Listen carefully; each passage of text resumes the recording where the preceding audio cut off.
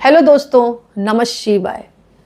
दोस्तों, आषाढ़ी पूर्णिमा आने वाली है जिसको गुरु पूर्णिमा के नाम से जाना जाता है। इस दिन जो है भगवान विष्णु की पूजा करने का विधान है। अपने गुरुओं की सम्मान और उनकी पूजा करने का भी विधान है, यानी अपने गुरुओं को सम्मान देने का दिन है। अपने से बड़े माता पिता दादा दादी इनको भी सम्मान देने का दिन है। तो इस दिन जो है विधिवत आप सम्मान दें, अपने गुरुओं का आदर करें और हो सके तो उनकी आरती उतारें इस दिन। और जैसे कि मैंने बताया कि आप जो है इस दिन रात्रि में एक अखंड दीपक जला दें मुख्य दरवाजे पर, एक स्वस्तिक बनाकर हल्दी का। इससे माता लक्ष्मी की कृपा प्राप्त होती है। विष्णु सहस्रनाम का पाठ कर सकते हैं, विष्णु चालीसा पढ़ सकते हैं, अपने गुरु के मंत्रों का जाप कर सकते हैं और माता लक्ष्मी का पूजन करें। इस तरह पूजन करने के बाद लेकिन कथा का भी बहुत सुनने का महत्व है। कथा इस प्रकार है, प्राचीन समय में एक बार भ्रमण के लिए महर्षि पारिशर निकले थे। इस दौरान उनकी नज़र एक महिला पर पड़ी जिसका नाम सत्यवती था। वह एक मछुआरे की बेटी थी। वह अधिक खूबसूरत थी। उसके शरीर में से मछली की गंध आती थी क्योंकि उसका जन्म मछुआरे के घर हुआ था, इसलिए उन्हें मत्स्य गंधा भी कहा जाता था। ऋषि उसे देखकर व्याकुल हो गए, लेकिन पराशर ऋषि ने सत्यवती से संतान प्रदान करने की इच्छा जाहिर की। ऋषि की ये बात सुनकर सत्यवती ने अधिक आश्चर्यचकित होकर कहा कि मैं इस तरह से अनैतिक संबंध कैसे बना सकती हूँ। इस तरह से संतान का जन्म लेना व्यर्थ है। मतलब तो ऐसे में ऋषि ने कहा कि जो संतान तुम्हारी कोख से जन्म लेगी वह पूरे संसार के लिए महान काम करेगी।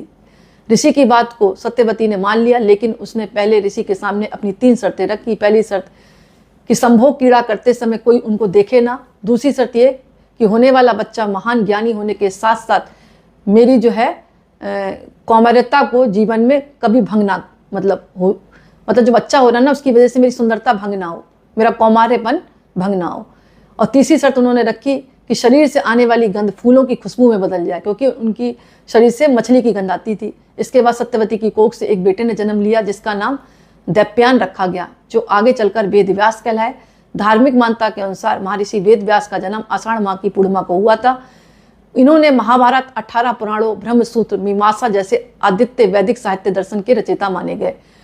इसके अलावा कहा जाता है, इसीलिए इसको व्यास पूर्णिमा के नाम से जाना जाता है। तो इस कथा सुनने का बहुत ज़्यादा महत्व है। बाकी मैंने आपको बताया कि कथा के साथ साथ भगवान विष्णु की आप पूजा करें, शिवालय जाकर भगवान शिव का अभिषेक कर सकते हैं, माता लक्ष्मी की पूजा करें और शाम के समय दीपदान जरूर करें, क्योंकि वेद व्यास का जन्म दिवस के रूप में मनाया जा रहा है और गुरुओं को समर्पित ये दिन है।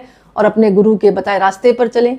भगवान कृष्ण की भी पूजा का विधान है, तो भगवान कृष्ण के मंत्रों का जाप कर सकते हैं, ओम नमो नारायणा या ओम कृष्णाय नमः। और इस दिन गाय की पूजा आप जरूर करें, गाय के तिलक लगाएं, गाय को मिष्ठान खिलाएं और गेंदे की माला आप उनको पहना सकते हैं। इस तरह पूजन करने का विधान है। इसके अलावा गीता का पाठ आप जरूर करें, कोई भी एक अध्याय पढ़ें, इसका भी महत्व है। अपने पितरों के नाम से तर्पण कर सकते हैं आप, क्योंकि पूर्णिमा तिथि पर तर्पण किया जाता है। इससे आपके पितर आपको आशीर्वाद देकर जाते हैं और गीता का अध्याय करने के बाद उनको आप समर्पित कर दें, आपको अनंत गुना फल मिलेगा। बाकी जो है गुरु के बताए रास्ते पर चलें। हो सके तो इस दिन जो है पीले रंग के वस्त्र धारण करें, माथे पर पीला रंग का तिलक लगाएं और पीली चीज़ों का ही दान करें। जो वास्तव में सौभाग्य कहते हैं ना, सुपात्र सुयोग्य व्यक्ति हो उसको पीली चीज़ों का दान करें। पीले वस्त्र पर कुछ मिठाई रखकर, फल रखकर, दक्षिणा रखकर आप किसी गरीब ब्राह्मण को दे सकते हैं। मतलब इस दिन आप खीर बनाएं, उसमें केसर डालें, छोटी छोटी कन्याओं को वितरित कर सकते हैं, सुहागिन स्त्रियों को दे सकते हैं। मतलब अपने अनुसार आप जितना भी अच्छा काम कर सकते हैं उतना करें। अपने बाकी गुरु के बताए रास्ते पर चलें। गुरु का एक प्रसिद्ध मंत्र है, गुरु ब्रह्मा गुरु विष्णु गुरु देवो महेश्वरा गुरु साक्षात परम ब्रह्मा तस्मै श्री गुरुवे नमः। इसको 108 बार जपें, चलते फिरते उठते बैठते, क्योंकि शास्त्रों में गुरु का स्थान सबसे बड़ा बताया गया है। तो दोस्तों, ये छोटा सा वीडियो था, मुझे आशा कि आपको पसंद आया होगा। पसंद आए तो लाइक करें, कमेंट्स में अवश्य जरूर लिखें। बहुत बहुत धन्यवाद।